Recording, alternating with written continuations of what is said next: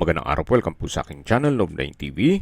Patalasasan po, meron po ba kayong mga properties na napapabayaan or non-performing assets? Plan nyo ibenta, pero wala kayong oras sa pagbenta nito. Kung ito'y pagkakatiwala nyo po sa amin, tawag lang po kayo sa aking numero, usap po tayo, gawin ko po ng video for free. Yes, libre po, wala po kayong babayaran. Tutulungan pa namin kayong mabenta ang inyong property. Kami na po bala sa marketing, sa boosting or paid ads. Even sa tripping, hindi na po kayo mapapagod sa pag-entertain ng mga buyers. Kami na po bala sa lahat. Tawag lang po kayo. Nandito po tayo ngayon sa Indang, Cavite kung saan meron po tayong bagong video presentation. Isang residential farm property na may lot area na 8,734 square meters. Patag na patag po ang lupa at ito'y along Barangay Road. May access na rin po dito ng tubig, kuryente at internet provider. Ito po'y nasa mataas na lugar. Ang estimated elevation above sea level ay 1,131.2 feet. Dito po sa loob ng property ay meron pong farmhouse na kung saan ito'y livable pa naman. Pero ganun pa man, si owner po ay binebenta ito as lot only. Kung meron man po kayong makitang bahay, yan po ay for free. Mamaya po sa dulong parte ng video, pag-usapan natin ang distance, location at travel time, pati presyo nito. Yan po, tunghayan nyo po itong napagandang lupain kung saan napakatahimik po ng lugar, sariwa ang hangin, at malamig po ang klima. Punong-puno rin po ito ng mahogany trees na kung saan para po itong mini forest. Napakaganda po nito para sa inyong retirement. Napakaaliwalas po. At tungkol naman po sa dokumento nito, ang 7,069 square meters ay titulado. Then yung isang parsela naman po na 888 square meters ay tax declaration. Matatanaw na po natin ang bahay na kung saan meron po itong concrete pathways. Yan naman po'y livable naman. Gawa ng from time to time, nagbibisita po si owner dito. Well-maintained naman po yan. Marami po kayong pwedeng i-project dito. Pwede po itong gawing private resort sa laki po nitong property. Pwede rin gawing campsite or gawing family farm estate. Para kung malaking pamilya po kayo, nasa loob po kayo ng isang compound. Or investment na rin or land banking para mas malaki po ang kita ng pera nyo dito. So nandito na po tayo sa bahay na kung saan ito po yung balkonahe. Malaki ang espasyo niya hanggang dun sa dulo. At ito'y naka-tile flooring. So simple lang naman po itong bahay. Pero ganun pa, papakita ko pa rin sa inyo.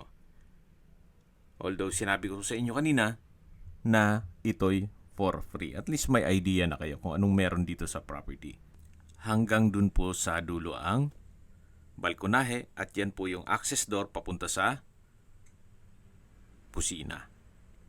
Dito naman po ay may barbecue area at ito po'y parte pa ng lupang binebenta. Napakalawak po at patag na patag po yan. Punong-puno rin po dito sa area na to ng mahogany trees. Actually, kahit po dito lang kayo sa balkonahe, habang nagkakape kayo at pinagmamasdan nyo po ang kapaligiran, very relaxing po ang area. Napakaaliwalas. At dito na po tayo sa main door na meron pong security grill. Then naka-aluminum screen door na rin po ito. At samahan nyo po ako. Pasok po tayo. Welcome po dito sa bahay ni Madam. Naka-solid wood door. Then open concept lang po ito.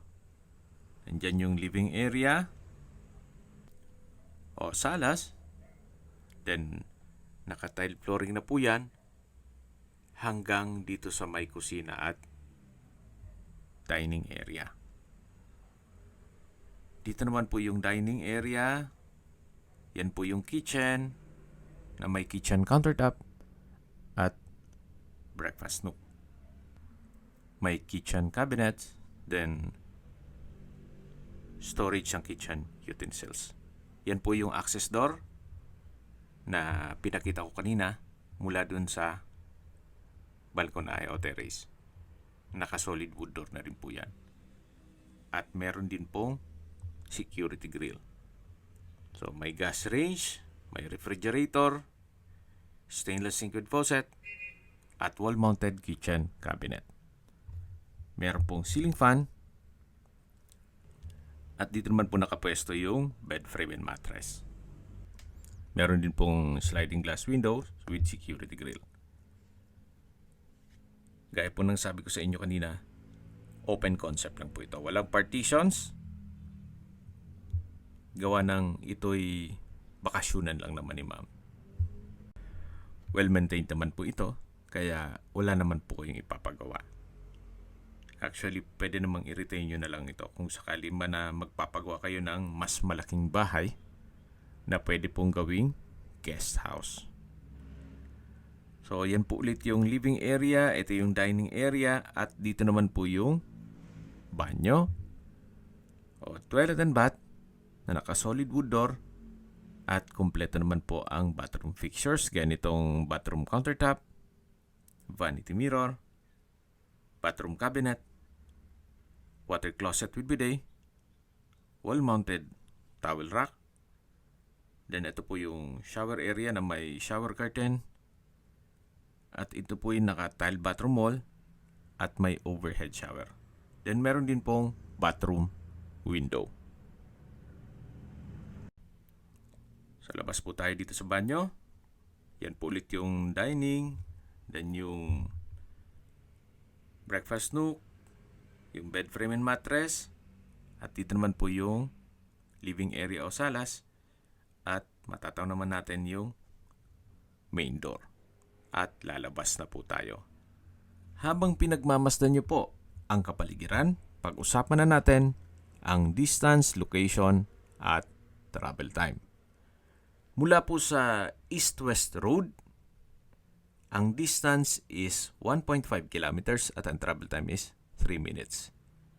Ang East-West po ay bagong project ng ating gobyerno na kung saan hindi na po kayo dadaan sa mga bayan-bayan. Parang diversion road po yan. Mula Tagaytay going to Alfonso, Indang at ibang parte ng Cavite.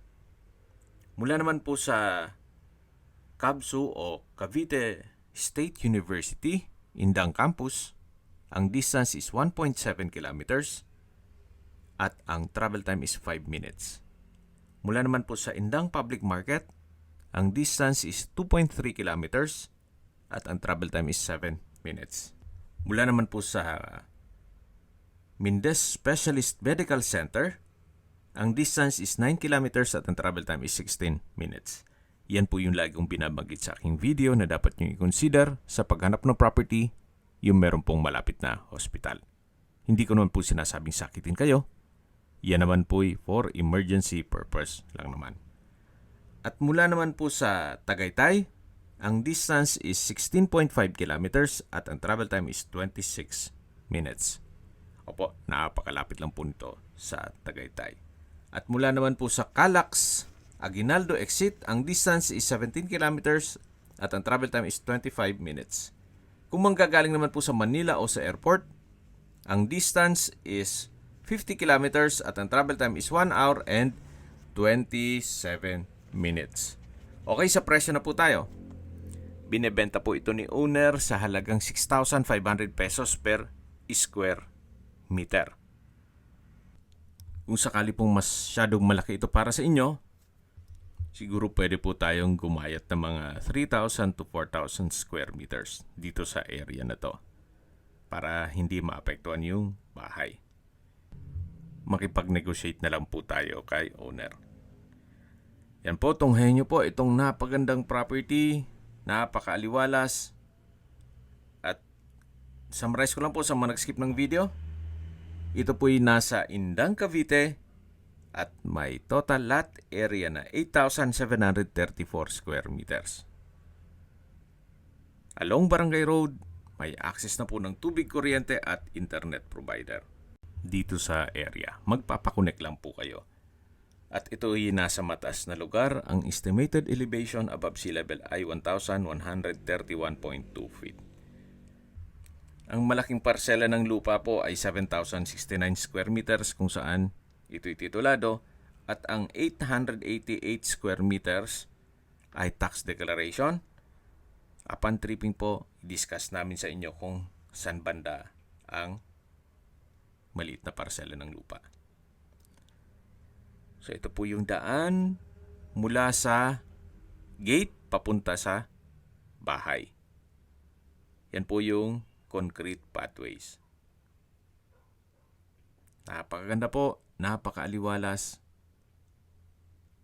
Bihira na po ang ganitong property na malapit pa sa highway.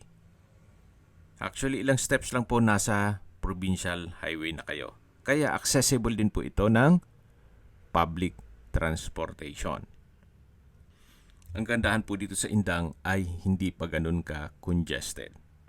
Compare nyo sa Tagaytay. Although, ang klima po ay same with Tagaytay. Malamig din po ang klima dito. At malayo na po ito sa 14 kilometers danger zone ng Taal Volcano. Hanggang sa dulo po ang property line. Ang kagandahan po dito sa lupa ni na Madam, ito po'y well-maintained. Kita nyo naman, napakalinis po, napakaliwalas. Hindi po masukal. Kung sakali pong magpaset kayo ng tripping, at least ahead of time, yan naman po kung gusto nyo pang makita yung loob ng bahay. Gawa ng si Madam po ay nakatira sa Manila. Pero simple lang naman yung bahay. Ang importante itong mismong buong property ang makita nyo. Na kung saan napakaganda po. Kung may mga katanungan po kayo, tawag lang po kayo sa aking numero.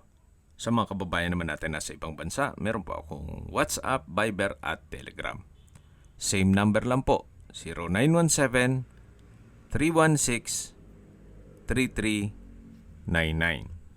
Sa mga nagtatanong naman po ng aming Facebook, meron po aming Facebook page na Nov9TV at Facebook Real Video. Meron din pong TikTok at Instagram. May ibang YouTube channel po kami, the Nov9TV channel, Nov9TV Listings, Nov9TV On The Spot, Nov9TV Updates, at Nov9TV House Rental. Sana po naibigyan nyo ang video presentation. Paki-like and subscribe na lang po sa aking channel para ma-update din po kayo sa aking future listings. Kung sakali po hanap nyo yung mas malaking sukat ng lupa, meron din po kami ibang listings na pwede nyong pagpilian. Huwag po kayong mag-atubiling tumawag sa amin. Then, let us know your budget para malaman namin kung anong property pwede naming ilog sa inyo. Sa lahat pong viewers, subscriber at nagtiwala po sa amin, salamat po sa suporta. Ingat po kayo lagi at yung pamilya. Maraming salamat po.